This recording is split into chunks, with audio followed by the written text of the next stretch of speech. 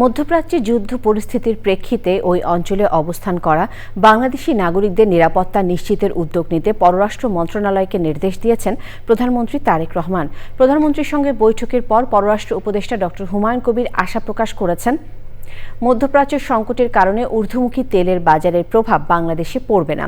ভূমিকম্পের মতো দুর্যোগ মোকাবেলার জন্য দুর্যোগ ও ত্রাণ মন্ত্রণালয়কে সব ধরনের প্রস্তুতি রাখার নির্দেশনা দিয়েছেন প্রধানমন্ত্রী। রাহুল রায় রিপোর্ট। সপ্তাহের প্রথম কার্যদিবসে সকাল সকাল সচিবালয়ে নিজ দপ্তরে দিনের কার্যক্রম শুরু করেন প্রধানমন্ত্রী তারেক রহমান। মধ্যপ্রাচ্যে যুদ্ধ পরিস্থিতি নিয়ে পররাষ্ট্র বিষয়ক উপদেষ্টা এবং বিদ্যুৎ ও জ্বালানি বিষয়ক মন্ত্রীর সঙ্গে কয়েক ঘণ্টা বৈঠক করেন প্রধানমন্ত্রী।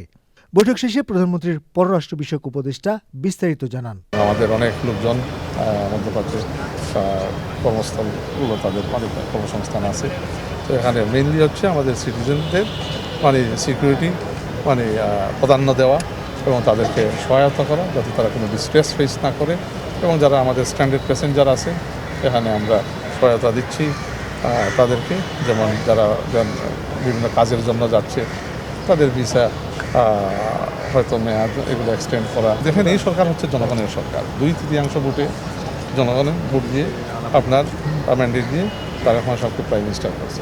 আমরা সবসময় জনগণের পক্ষে, আমরা সবসময় জনগণের মাঝে। দুর্যোগ ব্যবস্থাপনা নিয়েও সংশ্লিষ্ট মন্ত্রী, প্রতিমন্ত্রী ও সচিবের সাথে বৈঠক করেন প্রধানমন্ত্রী।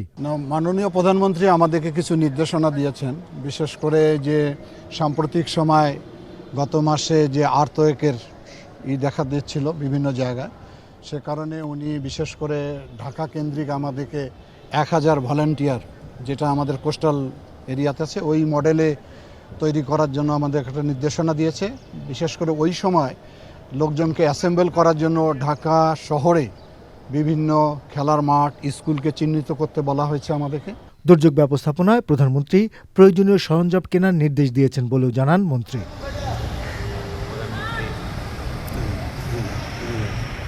রাহুল রায়, চ্যানেল আই, ঢাকা।